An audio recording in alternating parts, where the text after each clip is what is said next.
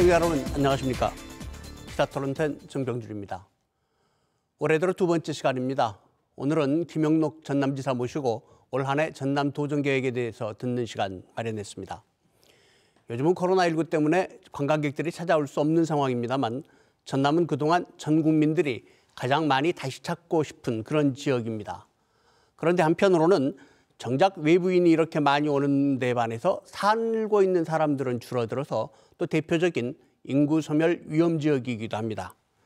찾는 사람은 느는데 사는 사람은 줄어드는 이 딜레마 어떻게 해결해야 할까요? 2021년 새해에는 전라남도가 풀어야 할 현안들이 여전히 많은데요.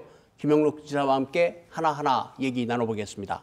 네, 김영록 전남지사 나오셨습니다. 안녕하십니까? 예, 반갑습니다. 예. 세안대학교 경영학과 정기용 교수 함께 얘기 나누시겠습니다. 네, 안녕하십니까? 지사님 오늘 새해 첫 출연하셨는데 도민들께 새해 인사부터 해주시기 바랍니다. 예, 우리 존경하는 도민 여러분, 희망의 새해, 신축년 새해가 밝았습니다. 우리 도민들께서 새해 복 많이 받으시기 바랍니다. 올해는 코로나가 조기에 종식되는 가운데 그동안 주름졌던 지역 경기도 쫙 이렇게 펴지는 가운데 우리 도민들께서 하시는 일도 다 잘 술술 풀리는 멋진 한 해가 되었으면 합니다. 함께 열심히 뛰겠습니다. 네, 지사님께서 인사에도 말씀해 주셨습니다만 정말 온 국민의 걱정이 코로나19죠. 전라남도가 지금까지 확진자가 612명. 사실 뭐 제주하고 세종을 빼면 나머지 광역단체 중에서는 가장 적은 숫자입니다. 아마 다른 지역에 비해서는. 근데 특별히 뭐 순천 쪽이 지금 굉장히 확진자가 많은 것 같고요. 지금 어떻게 대처하고 계십니까?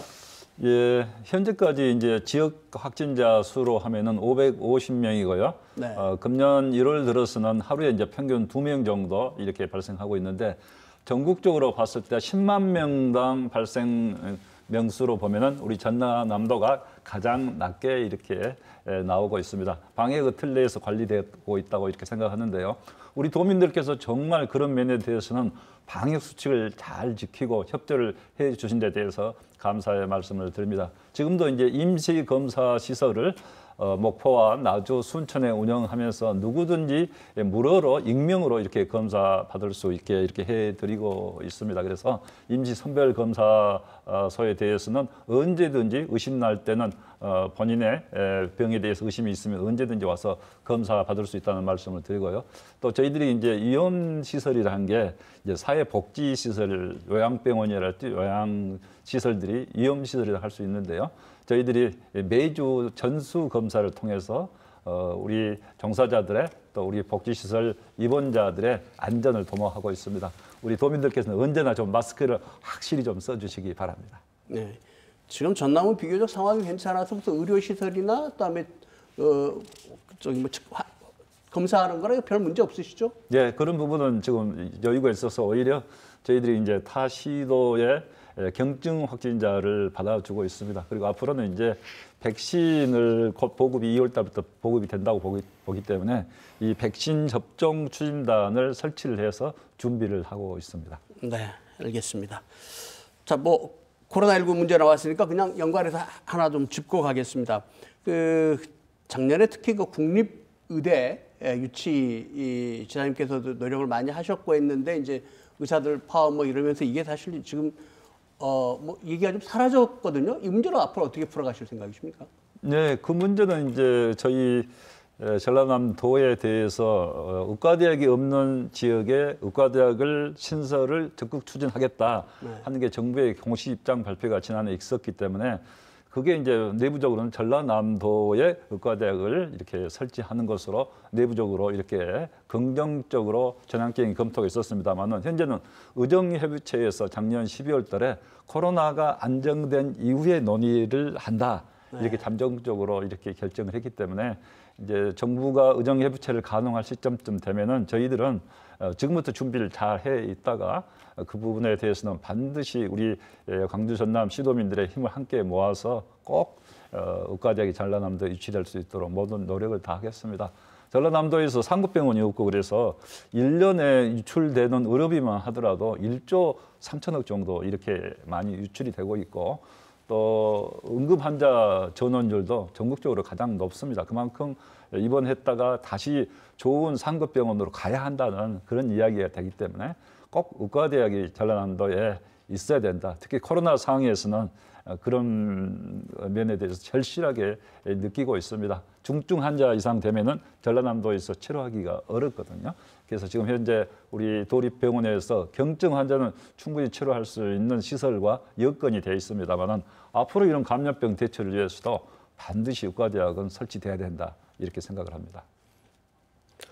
그 의대생 국시 문제가 이제 해결될 기미를 보이고 있고 또 금년에 이제 백신 이후로 코로나19가 해결이 되면 저도 이제 하반기 이후에는 의정협의체가 가동될 것으로 보입니다.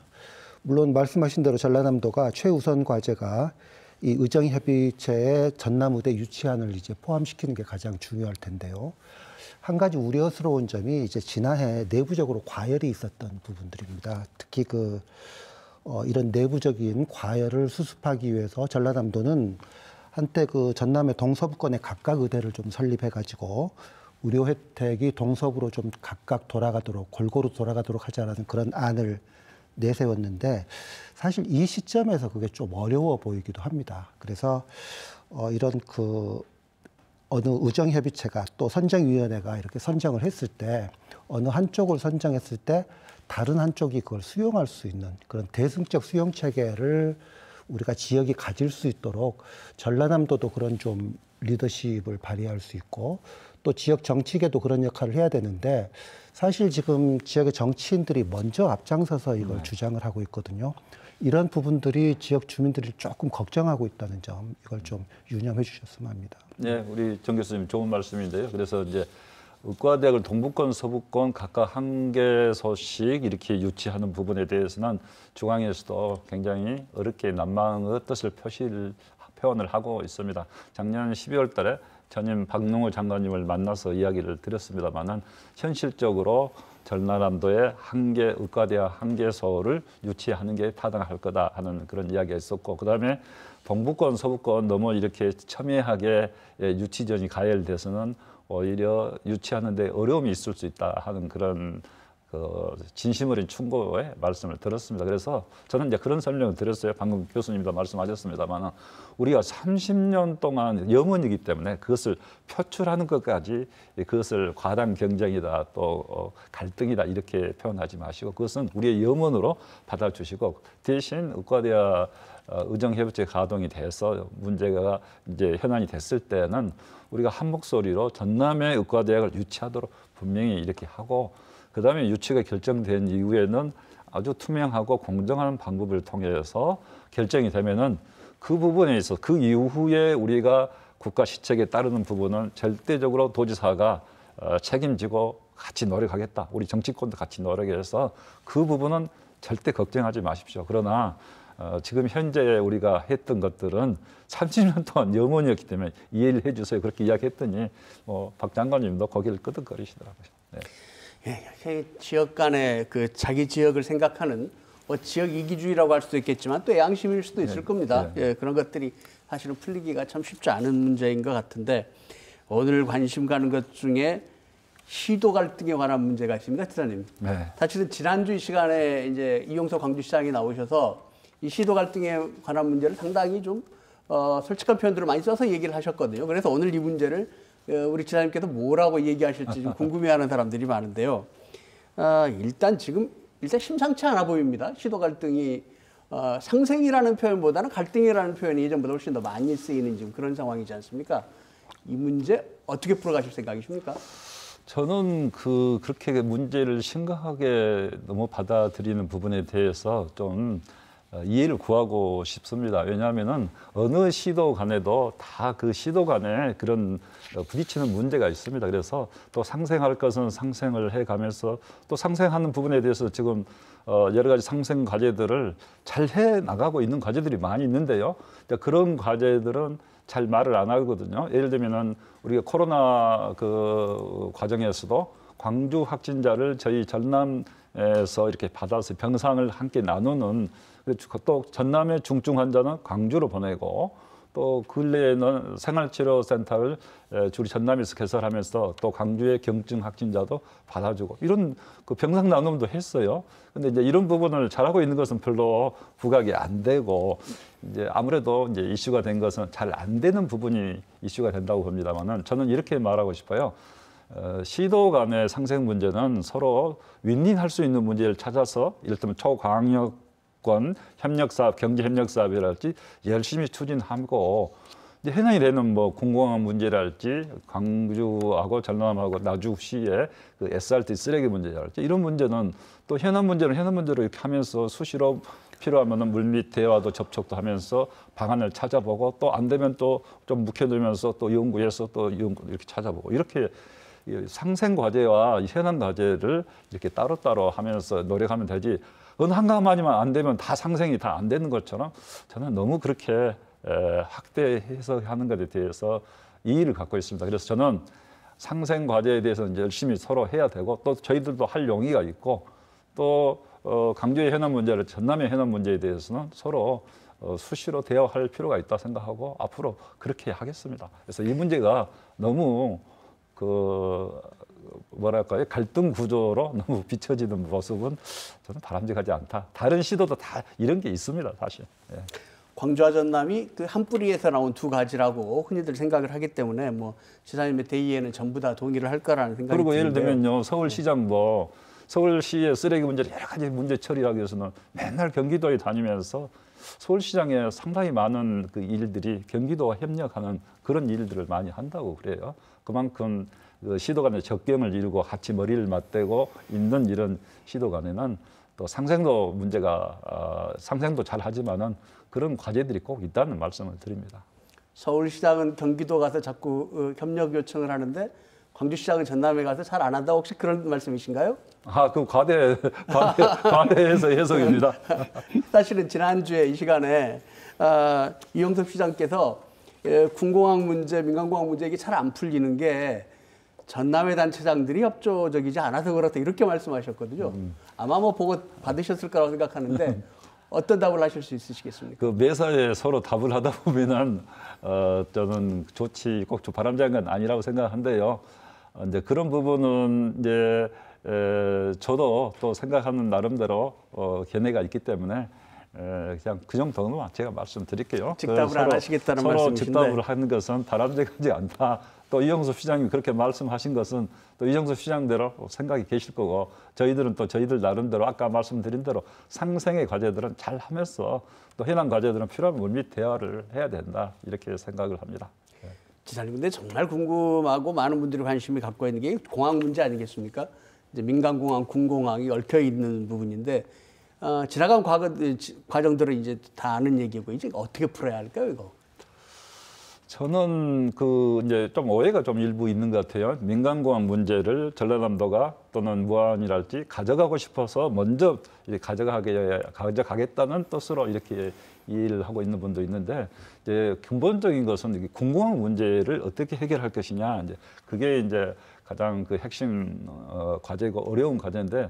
군공항 문제를 해결하기 위해서는 민간공항을 먼저 좀 보내면서 분위기를 만들어서 군공항 문제를 해결하는 데 도움이 됐으면 어쩌겠느냐 하는 게 저희 원래 생각이었고 저희 전라남도도 그런 뜻에서 MOU를 맺은 것이지 민간공항만 가져가기 위해서 MOU를 맺은 건 절대 아닙니다.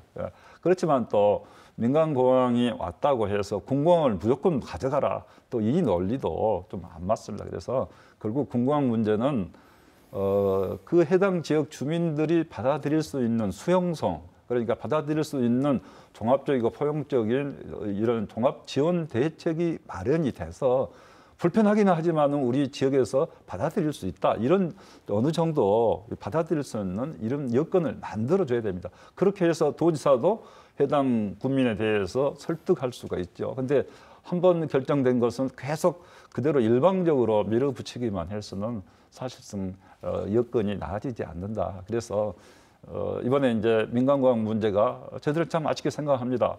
일단 민간공항이 왔으면은 저희들이 여건을 만드는데 진일보했다고 생각하는데요. 민간공항을 군공항하고 함께 하자고 이렇게 했기 때문에 이제 군공항 문제를 다루는 것이 그만큼 좀 더 어려워진 거 아니냐. 그렇지만은 노력을 해야 된다 생각합니다. 대신 아까도 말씀드렸듯이 종합적이고 포괄적인 종합 지원 대책을 만들어서 필요하면은 어느 정도 여건이 무르익으면은 이런 거기에 대한 특별법까지 마련해서 확실하게 뒷받침할 수 있는 그런 제도적인 뒷받침을 하면서 우리 해당 지역에 대해서 설득할 수 있어야 된다. 저는 이렇게 생각을 합니다. 민간공항을 먼저 옮겨가는 게 군공항 이전을 위한 분위기 조성. 그렇죠. 그런 쪽이었죠. 민간공항 빼가려고 절대 그런 건 아닙니다. 네, 그렇군요. 지사님, 궁금한 게 말이죠. 이렇게 자꾸 이렇게 엉키다 보니까 예. 전라남도 입장에서는 광주 군공항에 대해서 어떤 생각을 갖고 계시나요? 그러니까 군공항을 전남으로 옮기는 것까지는 지금 컨센서스가 이루어진 건가요? 정부를 포함해서? 그러니까 아니면 거기서부터 원점에서 재검토를 해야 되는 겁니까? 군공항을 옮길 수밖에 없다는 것을 우리가 이해를 하고 있죠. 네. 이해를 하고 있지만은 무조건 받아야 된다고 이렇게 일방적으로 하는 것은 그것도 옳지 않죠. 그래서 받을 수 있는 여건을 만들어서 받는 분들에게 수용할 수 있는 분위기와 여건 종합 대책을 만들어서 이렇게 해야지 일방적으로 강제할 수 있는 상황은 아니다 이거죠. 네. 이 부분에 대해서 저는 이제 이렇게 엉켜 있는 문제일수록 좀 원칙적으로 풀어야 한다는 말씀을 좀 드리고 싶습니다. 그래서 이번에 이제 광주시가 군공항과 민간공항을 패키지로 해결하자라고 하는 것은 시민들이 보기엔 좀 합리적으로 보여요.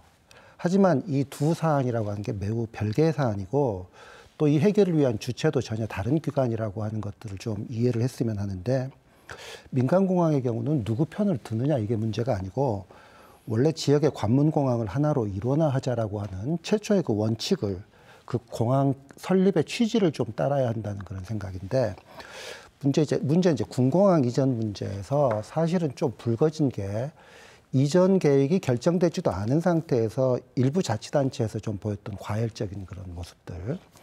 또 더 유감스러운 것은 특히 기초자치단체장이 제일 앞서서 반대를 한다든지 이런 것들이 어떤 여론을 타면서 분위기를 굉장히 안 좋게 지금 가지고 가고 있다라고 하는 부분입니다. 그런 과정에서 전라남도가 조금 적극적으로 개입했으면 하는 그런 것들이 아쉽다라고 하는 그런 의견들도 있어요.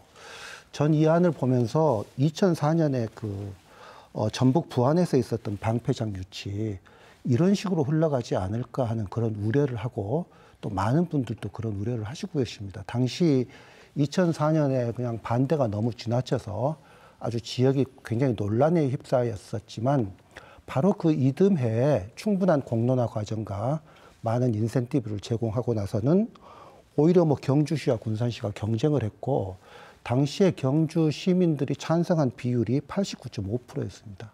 그러니까 분위기가 좀 바뀌고 충분한 공론화 과정을 거치고 또 추가적인 인센티브를 제공하고 하면 저는 이 부분들을 아까 말씀하신 대로 지금 지역이 소멸될 정도로 어려운 지역에서 수용할 수도 있을 것이다.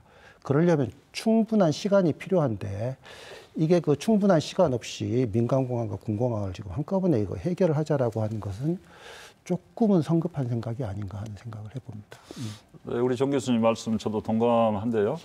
다만 거기 이제 방패장 이야기를 하셨잖아요. 이제 그 부분도 보면은 깜짝 놀랄 정도의 획기적인 지원 대책이 마련이 돼서 결국 주민들이 그 정도면 우리도 수용할 수 있겠다 이렇게 된 것 아니겠습니까? 그래서 그런 부분을 제가 누차 강조해서 말씀을 드린 거고, 전라남도는 분명히 협조하겠다 했습니다. 그런데 문제는 전라남도가 적극적으로 유치하는 것처럼 할 수는 없는 것 아니겠어요? 그것은 사리에 맞지 않다. 전라남도 왔을 때 합리적인 대안이 되고 이렇게 됐을 때는 전라남도가 적극적으로 나서서 설득하고 이런 역할을 하겠지만은 그 대안이 없는데 전라남도가 왜 설득을 안 하느냐, 또 이것은 저는 지나치다고 생각해요. 그래서 그 방패장처럼 정말 깜짝 놀랄 정도로 획기적인 대책이 그때 만들어진 거예요, 사실은. 그래서 그 문제가 해결됐는데, 이제 저희가 생각할 때는 군공항 문제는 그 정도까지는 아니더라도 어느 정도 그에 준하는 그런 종합적이고 포괄적인 지원 발전책이 주어져야 된다. 그 지역의 해당 지역 주민들은 왜가 우리가 강주광역시를 위해서 우리가 희생해야 합니까 하셨을 때 희생이 아니고 여러분에게도 충분한 보상이 주어지고 발전 대책이 제시될 수도 있다. 이렇게 설득할 수 있어야 된다. 이렇게 생각을 합니다. 지금 국회에서 특별법 논의도 있고 하니까 시도가 지사님께서 말씀하신 특별한 대책을 마련하기 위해서 함께 노력했으면 좋겠습니다. 네, 그렇게 되면 저희들도 적극 협력합니다. 예. 네, 알겠습니다. 이 공항 이전 문제하고 아마 연관지어서 나오지 않았을까라는 생각이 드는데 아마 이 시도 간의 협력이 잘 안 된다고 하니까 이제 시도 통합 얘기가 나왔습니다. 광주시장께서 제안을 하셨는데 이 부분에 대해서는 시장께서 어떻게 생각하고 계십니까? 우선 그 시도 통합 문제가 다른 문제하고 결부돼서 논의된 것은 저는 바람직하지 않다 생각합니다. 시도 통합은 그 광주 전남의 미래를 결정하는 대단히 큰 사항이거든요. 어떤 공항 문제랄지 어떤 문제 이런 문제에 비교할 바가 아니고 대단히 큰 사안인데 이 조그만 문제를 해결하기 위해서 시도 통합을 해야 되고 아니고 그런 사안은 아니라고 이렇게 생각을 합니다. 그래서 이 시도 통합 문제는 결국 이제 우리가 어떻게 하는 게 지역이 더 잘 살 수 있겠느냐 하는 그런 문제죠. 그래서 저는 양 시도가 공히 윈윈할 수 있어야 된다. 서로 도움이 돼야 돼요. 서로 잘 살아줘야 이 시도 통합의 효과가 목적이 되는 것이고 단순히 그냥 단순 행정 통합만의 그 목적으로 하는 것은 능사가 아니다 이렇게 생각을 하고 우리가 이제 결국 윈윈할 수 있는 프로그램을 연구 영역을 하기로 했으니까 차근차근 이렇게 하나씩 찾아서 점검해 보고 실사구시의 마음으로 그런 것들에 대해서 검증이 필요하다 이렇게 생각을 합니다. 그래서 저는 오히려 이 행정통합 문제는 행정통합 바로 가기는 상당히 지난한 문제로 생각이 됩니다. 대구 경북도 결국은 시도청 소재지를 어떻게 할 것이냐 하는 문제로 결국 서로 의견이 이렇게 많이 분분하다 보니까 다시 제2차 용역을 하게 된 거거든요.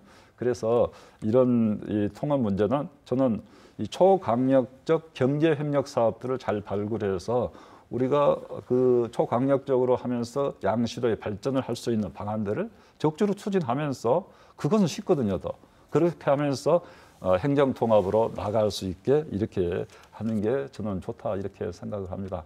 행정통합은 총론은 다 찬성합니다. 강론에 가면은 많은 의견들이 있기 때문에 이런 부분들을 잘 이제 연구 영역을 통해서 이렇게 분석을 해서 하나하나 문제를 풀어가는 방식으로 해야 된다. 이렇게 생각을 합니다. 오늘 지사님께서 지사님의 의지는 이제 충분히 보여주고 계신다고 생각하는데 연구 영역을 통해서 해결하시겠다고 하셨는데 작년 연말에 전라남도 의회가 민간공항 안 보내는 게 화가 나가지고 이 연구 영역 예산 다 깎아버렸거든요. 이거 어떻게 해결하실 거예요? 그 부분은 이제 그 시도 통합을 위해서 우리가 서로 잘 하자 하고 있는데 민간공항을 올 걸로 생각하고 그때 생생 협약할 때도 여러 가지 좋은 방안들이 분위기가 있었거든요. 그런데 이제 그게 안 되니까 도의회에서 그렇게 이렇게 하면서 어떻게 시도 통합이 되겠느냐 하는 참 경고성 차원으로 저는 생각합니다. 그래서 일단 그 문제는 그렇게 생각하고 또 우리 시도 의원님들하고도 앞으로 잘 논의를 해보도록 하겠습니다.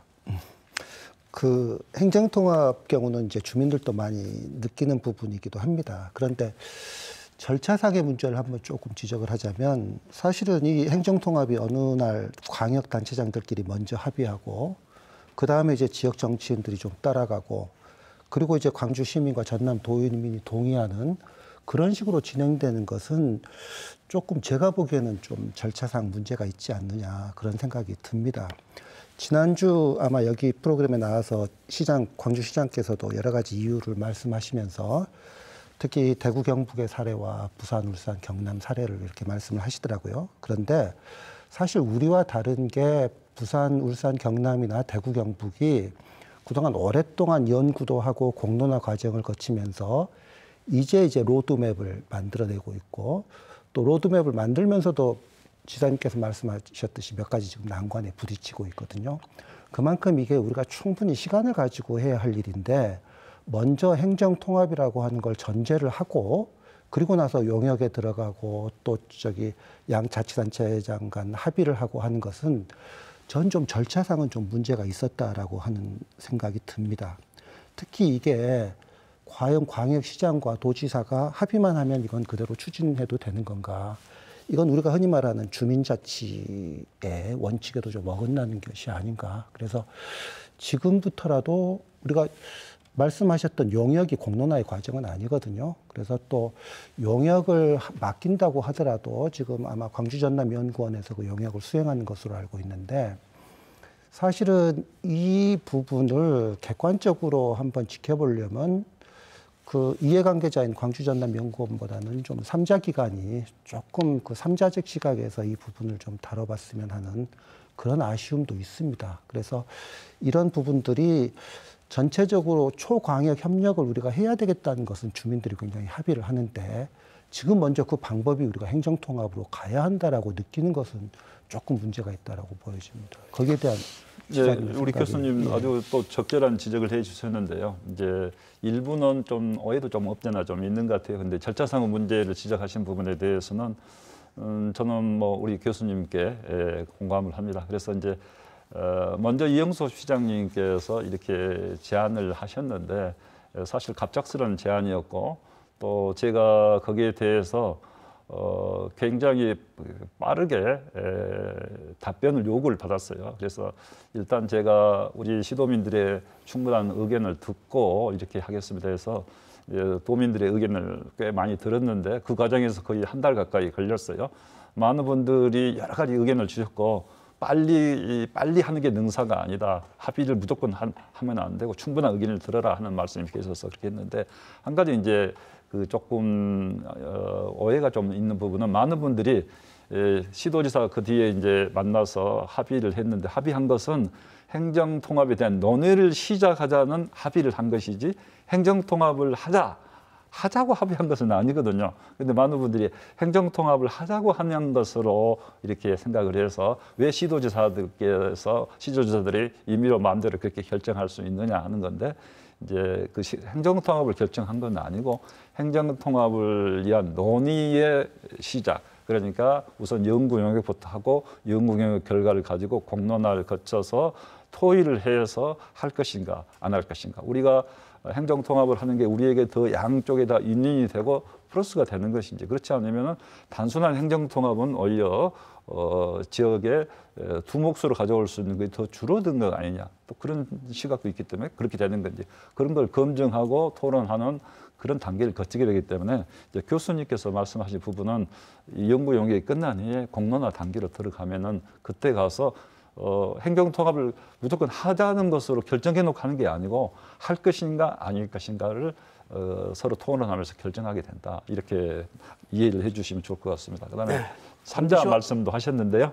그 부분도 저희들도 새겨 듣겠습니다. 예, 광주시와 전라남도의 관계가 요즘 워낙 뜨거운 현안이어서 이 얘기를 좀 길게 나눈 것 같습니다. 올해 전라남도 계획에 대해서 좀 구체적인 얘기들을 좀 해보겠습니다.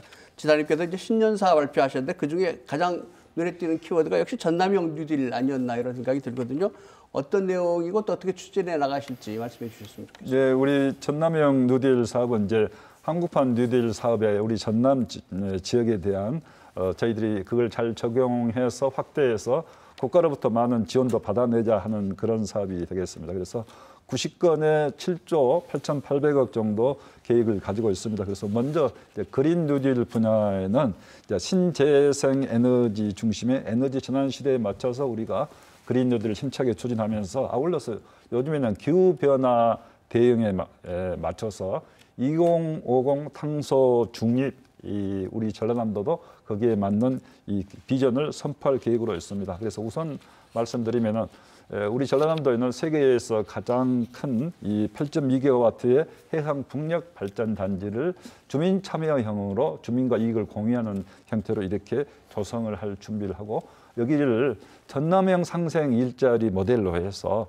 12만 개의 일자리를 창출할 계획으로 있습니다. 아울러서 이제 태양광도 영농형 태양광을 보급을 하기로 했는데요. 이 부분도 주민이 조합을 결성해서 주민이 모든 혜택을 보는 그런 영농형 태양광 사업을 통해서 에너지 기본소득을 우리 주민들이 얻어갈 수 있는 그런 방향으로 추진하겠다는 말씀을 드리고요. 앞으로는 이렇게 이제 재생에너지 시대고 제품도 재생에너지로 만드는 친환경 제품들이 앞으로는 아마존이라든지 구글들에서도 이렇게 그런 방향으로 가겠다 선언을 했기 때문에 이 재생에너지 100%는 아리백 국가산업단지를 우리 시범적으로 전라남도에 먼저 만들도록 이렇게 추진을 하고 있습니다. 또한 이 그린 뉴딜 그러니까 기후변화 대응하는 측면에서는 유엔 기후변화 협약 당사국 총회 국제적인 가장 큰 메모도 행사입니다만은 2023년 COP28 대회를 우리 여수를 중심으로 한 남중권에 주최하고 아울러서 순천 국제정원 박람회도 2023년 국제 행사로서 멋지게 치를 수 있도록 잘 준비를 하겠습니다. 네. 또 여러 가지 더 있는데요. 그거 다 말씀하시려면 아마 오늘 토론 시간이 부족할 것 같습니다. 한 가지만 말씀드릴게요. 예. 그리고 이제 우리 하순과 장성 그리고 나주 장을 중심으로 해서 이 첨단 의료 복합 단지를 앞으로 지정받도록 정부에 이미 건의를 해놓고 있습니다. 하순 백신 면역 특구를 중심으로 해서 또 장성에 심내혈관 센터가 들어서기 때문에 우리 도민들의 건강을 돌보면서 앞으로 이런 바이오 산업의 메카로서 키울 수 있는 그런 여건을 만들어 가겠습니다. 그리고 이게 잘 되면은 또 광주하고 같이 협업 사업을 하도록 하겠습니다. 전남형 뉴딜에 대해서 지사님께서 좀 분명한 의지를 적극적으로 표현해주고 계신데 이 전남 뉴딜하고 또 떼어내서 생각할 수 없는 게 내년 3월 개교 예정인 한국에너지공과대학입니다. 그런데 이게 지금 신정훈 의원이 낸 특별법이 지금 야당 반대로 국회에서 좀 머뭇거리고 있거든요. 학교를 열 수 있나 이런 걱정들도 드는데 이건 어떻게 대처해 나가실 생각이십니까?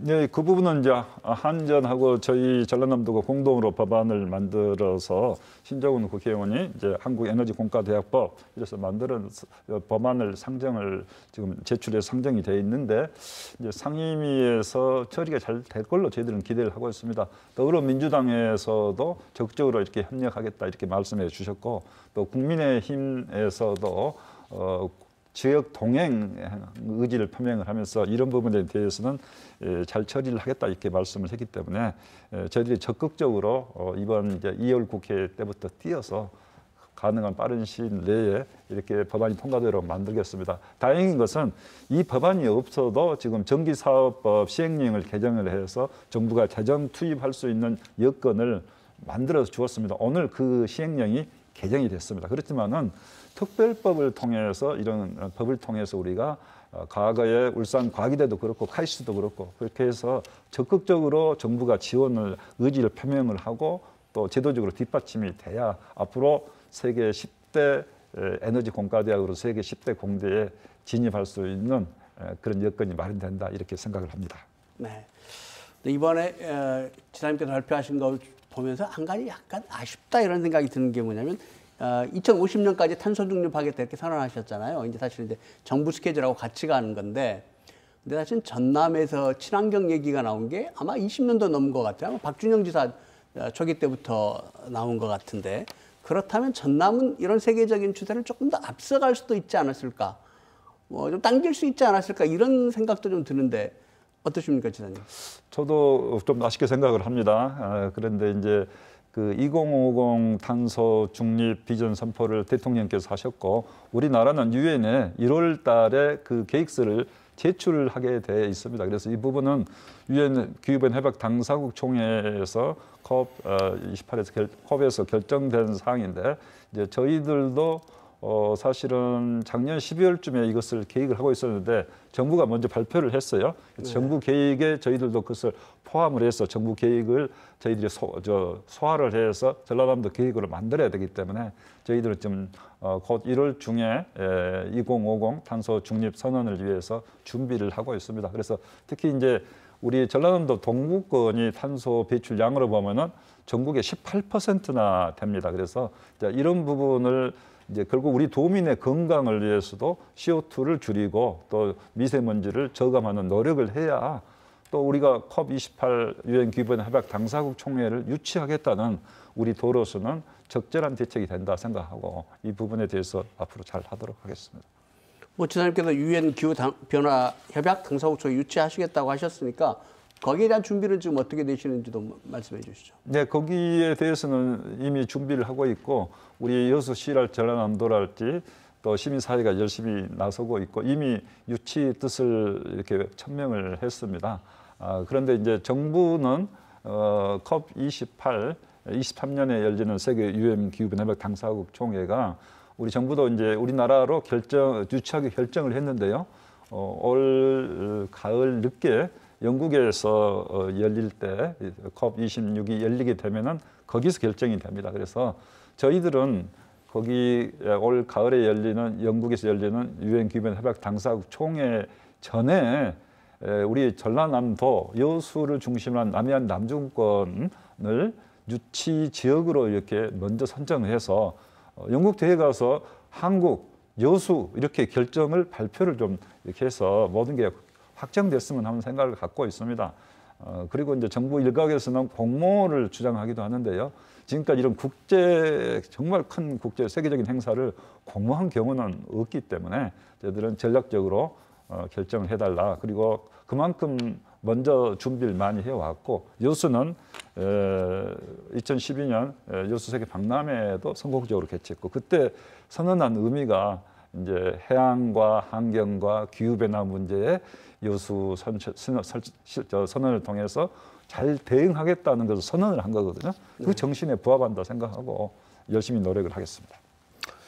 그 지사님 말씀하신 것 보면 이제 그 주장하셨던 브루 이코노미 그리고 그린 뉴딜 또 탄소 중립 사회라고 하는 게 사실 방향이 거의 같습니다. 그런 의미에서 전남의 기회가 될 것이다. 앞으로 굉장한 기회가 될 것이라고 하는데 구체적인 사업 부분에서는 좀 미스매치 되는 부분들이 있습니다. 그게 대표적으로 말씀하신 지금 이제 동부권에서 탄소를 배출하는 문제. 그러니까 지금 현재 브루 이코노미와 그린 뉴딜에서는 청정 에너지를 생산하는 부분들은 강조가 되고 있지만 사실 탄소 중립 사회를 가기 위해서는 지금 철강이라든지 화학 쪽에서 배출된 탄소를 줄여야 하는 문제가 현재까지 구체적으로 나와 있지 않다라고 하는 것. 이제 좀 그게 과제가 될 것이고요. 또 이제 앞으로 청정 에너지를 생산을 했을 때 그 생산된 에너지를 어떻게 효율화할 것인가, 또 어떻게 분배를 할 것인가 하는 부분들은 사실은 이게 또 광주와 협력할 수 있는 사안입니다. 이제 광주가 가지고 있는 AI 기술이라든지 이런 게 뭐 스마트 그리드라든지 이런 형태로 이제 그 에너지 효율화 사업이 진행될 텐데 이렇게 생산과 효율화가 같이 가려면 오늘 계속 나오는 이제 광주와 전남의 협력 시스템이 매우 중요할 것이다. 그 가운데 이제 우리가 말하는 에너지 공과대학도 역할을 하게 될 것이고 한국전력도 역할을 하게 될 것이기 때문에 앞으로도 저는 이 상생이 제일 중요한 과제다 이렇게 보여집니다. 네, 우리 정 교수님 계속 좋은 말씀을 해주셨는데요. 이제 아까 블루 이코노미, 그린 뉴딜, 탄소 중립 이런 부분에서 일정 부분 좀 미스매치가 있을 수 있다 이렇게 말씀하셨는데 이제 동부권에 이제 여수 국가산단이 있고 광양 제철이 있어서 CO2 배출량이 우리나라 18%라고 아까 제가 이야기했잖아요. 그래서 이제 저희 전라남도도 2050 탄소 중립 선언을 하면서 이 부분을 어떻게 대책을 세울 거냐.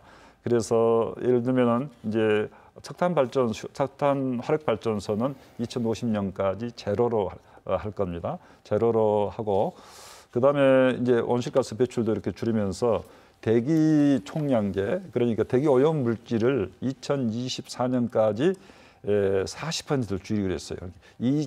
2440 대기 총량제라고 이렇게 저희들이 이름을 붙였는데 24년까지 40%를 감축하겠다. 이제 대기 오염 물질을 그만큼 줄여 나가겠다는 거고요. 또 여러 가지 하면서 이제 전기차랄지 수소차도 앞으로 보급을 대폭 확대하고 또 저희가 이제 숲속의 전남이랄지 이제 나무 심는 것도 산소 흡수하는 그런 것도 함께 하면서 이 에너지 절감, 탄소 산악권 그러니까 탄소를 배출할 수 있는 요소를 우리가 생활 속에서 줄여가자는 거죠. 그런 운동까지 함께 병행하기 때문에 저는 이제 그런 약간 미스매치 된 부분들이 오히려 조화롭게 될 수 있다. 그래서 COP28을 우리의 유치가 하자는 것도 우리가 모든 게 청정하니까 이게 유치합니다가 아니고 우리 일정 부분은 또 이런 부분도 탄소를 배출 많이 하는 지역이기도 하는데 그런 부분에 대해서는 탄소 배출을 확실하게 저감하는 이런 노력을 함께 하겠습니다 하는 것까지 선언하는 거거든요. 이제 폴란드가 이제 그렇게 선언을 해서 폴란드 카토비체 2018년 이제 COP24를 유치를 했는데 광산 도시거든요. 거기도 저감 대책을 확실하게 선언하면서 그 국제 기후변화 협약 당사국 총회를 유치를 한 거거든요. 그래서 우리 쪽도 방금 말씀드린 대로 이제 그린 뉴딜을 하면서 그런 방향으로 가고 또 아까 말씀드린 저희들이 이제 재생에너지를 많이 생산하게 되면은 광주가 하고 있는 AI 사업이라든지 여러 가지 또 프로젝트들이 함께 연계돼야 됩니다. 그것도 재생에너지를 100% 쓰는 방향으로 앞으로 가고 있습니다. 그렇기 때문에 광주하고도 우리 전라남도가 에너지 전환 사업을 하는 것이 광주하고도 같이 연계해서 시너지 효과를 볼 수 있다. 이렇게 생각을 합니다. 네, 지사님 계속 전남형 뉴딜을 비롯해서 지역 발전을 위한 의지들을 표명해 주고 계신데요. 이번 질문은 좀 무거울 수도 있을 것 같습니다. 많은 노력에도 불구하고 전라남도가 사실 계속 지금 인구 소멸 위험 지역입니다. 거주민들이 계속 지금 빠지고 있고 또 재정 자립도도 23.3% 전국에서 최하위고 사실 구조적인 문제들을 가지고 있는데 그러나 또 고민하지 않을 수 없는 문제지 않겠습니까? 어떤 대책들을 어떻게 가져가시겠습니까? 저는 인구 소멸 이런 위험에 대해서 전라남도의 책임을 조금도 가볍게 생각하지는 않습니다. 그러긴 합니다만 이 문제는 사실 국가 차원에서 잘못된 균형 발적 시책이 낳은 결과다. 우리는 너무나 모든 것이 수도권 위주로 돼 있고 예산도 수도권에 집중적으로 투자가 되고 있기 때문에 결국 사람과 경제가 수도권으로 집중되다 보면은 아무리 우리가 노력을 해도 사실 인구 유출을 막기가 어렵지요. 서울은 가장 학계 출산율이 낮으면서 인구를 계속 모으고 있잖아요. 우리 전라남도는 출산율은 가장 높으면서도 또 인구는 계속 유출되고 있는 현실이 참 안타까운데요. 이 부분은 국가적인 과제다 또 이렇게 생각을 합니다. 그래서 저희들이 이제 최근에 이런 문제를 인구 소멸 위기 지역에 대한 대책이 필요하다. 특별법을 경상북도가 공동 용역을 해가지고 특별법을 제출을 했는데 정부도 이제 이런 부분에 대해서 위기 의식을 좀 느끼고 있습니다. 그래서 행정안전부가 특별법을 만들기까지는 지금 가지는 않았지만은 지방 소멸 대책 종합적인 대책을 마련하는 연구 용역을 하겠다 해서 2억 원의 긴급 예산을 편성을 해서 용역을 하기로 했고 또 더불어민주당은 지방 소멸 대응 TF를 작년 12월에 출범이 됐습니다. 그렇긴 합니다만은 저는 국가적으로 아직도 이 부분에 대한 여러 가지 획기적인 대안을 마련해야 된다는 절박성이 부족하다 이렇게 생각합니다. 지금 지방소멸 위기지역 특별법도 지금 계류 중에 있는데요. 공감합니다. 그러지만은 우리가 요구한 것들을 또 안 해줘요. 예를 들면은 지방의 어려운 지역은 에타도 면제해서 할 수 있게 해달라. 또 국가 보조금 줄 때도 그런 지역에 우선해달라. 또 공공기관 이전 문제 앞으로 하게 된다면 이런 지역에 우선해서 해달라. 또 요즘에는 똑똑한 집안채라는 것 때문에 농촌의 주말주택 개념이 또 없어졌습니다. 예를 들면은 프랑스 같은 데는 주말주택 개념으로 이 주말에 3일 내지 이틀은 농촌에 와서 이렇게 힐링도 하면서 농촌에 이렇게 같이 함께 상생하는 그런 역할을 합니다. 그런데 우리나라는 지금 그런 부분에 있어서도 주말주택 개념도 없어요.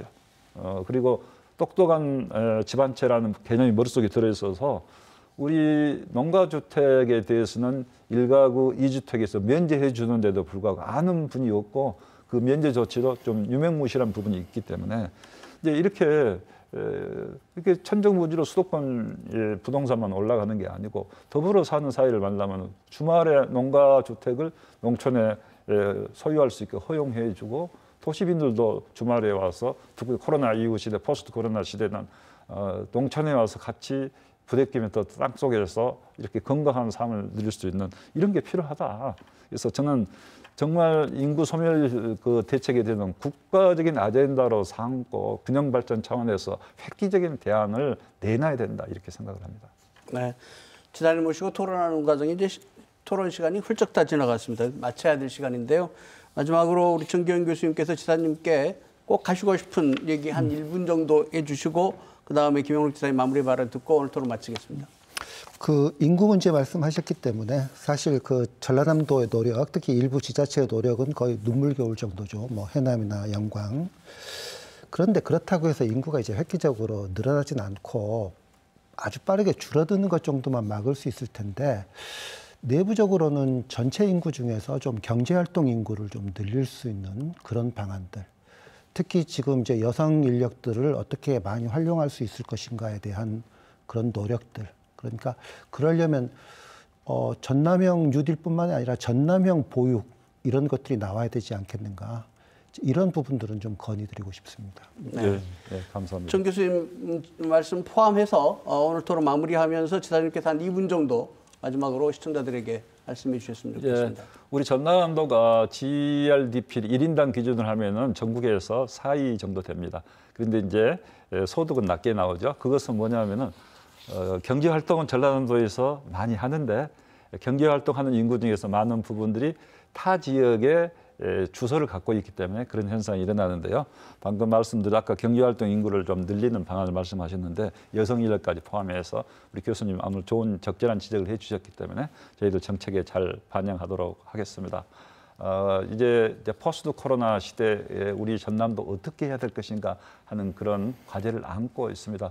포스트 코로나 시대에는 우리 전라남도도 청정한 이 자원을 바탕으로 해서 그리고 이제 또 정말 아름다운 산화와 관광 자원 또 풍부한 문화유산이 있기 때문에 이런 부분을 잘 살려서 한다고 하면은 오히려 포스트 코로나 시대에는 전라남도가 갖는 강점을 잘 살릴 수 있을 거다. 이렇게 격려를 또 해주는 분들도 많이 계시기 때문에 열심히 노력해서 포스트 코로나 시대 위기를 기회로 삼고 그 기회를 발판으로 해서 전라남도가 4차 산업 시대에 오히려 더 역동적으로 발전하는 그런 지역이 될 수 있도록 신재생 에너지 산업이랄지 여러 가지 미래의 산업들을 전라남도에서 힘차게 잘 추진하도록 하겠습니다. 네, 지사님 오늘 멀리 오셔서 늦게까지 함께해 주셔서 감사합니다. 정 기자님 수고하셨습니다. 예. 네, 지난주에 광주시장에 이어서 오늘은 전남지사 모시고 한 해 계획 들었습니다. 내년에 지방자치 선거가 있어서 사실상 민선 7기 단체장들이 지역 현안에 집중할 수 있는 시기는 올해가 마지막입니다. 올 한 해 동안 지역 현안들 차근차근 잘 풀어갔으면 좋겠습니다. 또 광주와 전남의 갈등 문제도 함께 풀리기를 바랍니다. 시사토론10 오늘 순서 여기서 마칩니다. 다음 주 화요일 이 시간에 다시 찾아뵙겠습니다. 안녕히 계십시오.